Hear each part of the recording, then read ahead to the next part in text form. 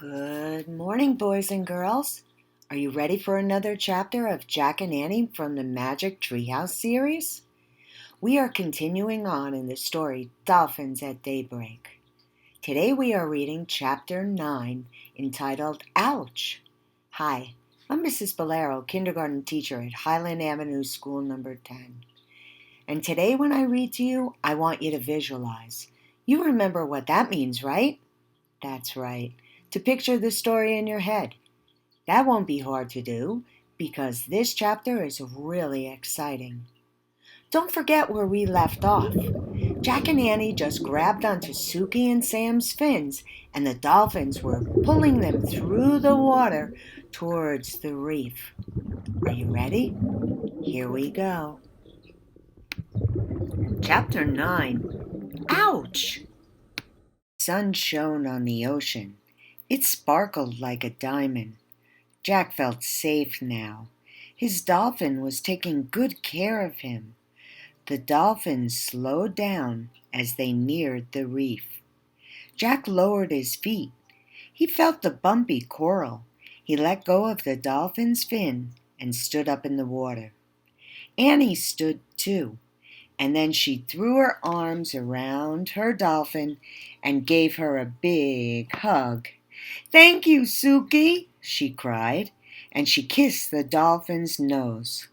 Suki tossed her head and clicked at Annie. "Kiss Sam now," Annie said to Jack. "You're nuts," said Jack. But Sam nuzzled Jack's head, and then he put his flippers around Jack's neck. Jack couldn't resist. He threw his arms around the dolphin and gave him a quick kiss. Sam nodded and made clicking sounds like laughter. Then he turned to Suki. The two dolphins chattered to each other for a moment. They nodded at Jack and Annie and swam gracefully away. "Bye, Suki! Bye, Sam!" Annie shouted. "Thanks!" Jack shouted. The dolphins leapt high into the air.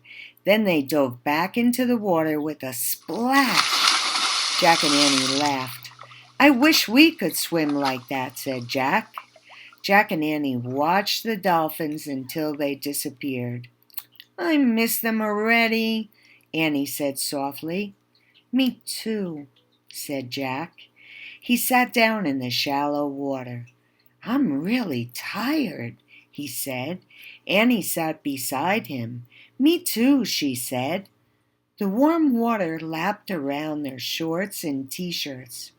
Jack pulled off his backpack. He took out his glasses and put them on. They were blurry with water. "Guess what?" said Annie. "What?" said Jack.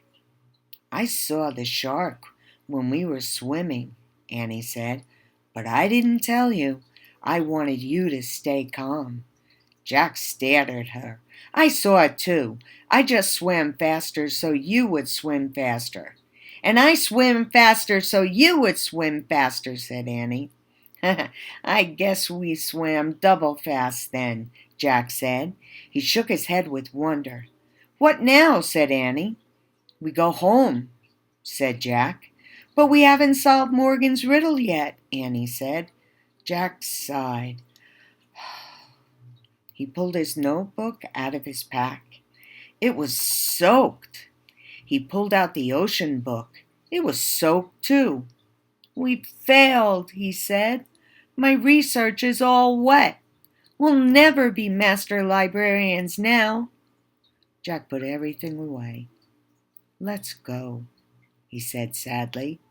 He stood up and he started across the pink reef toward the treehouse, and Annie followed him. "Ouch!" Annie said. "What's wrong?" Jack looked back. "I stepped on something." Annie bent down to rub her foot. "What?" said Jack. "A shell?" "Yeah, this." She picked up a large gray shell. "Boy, it is rough. Rough and gray as rock. As plain can be," whispered Jack. "They found the answer." The shell looked like a clamshell, only bigger with more ridges. How could this ugly shell be the answer to the riddle? Said Annie. What about the part that says there's great beauty in me? Wait! Research, said Jack. He opened the soaked ocean book. The pages were stuck together, but he was able to turn a few. He found a picture of a gray shell. He read, Divers search for oysters in deep water, but sometimes oysters wash up on reefs or beaches. Inside some oysters you can find a pearl. The pearl's natural beauty makes it a treasure.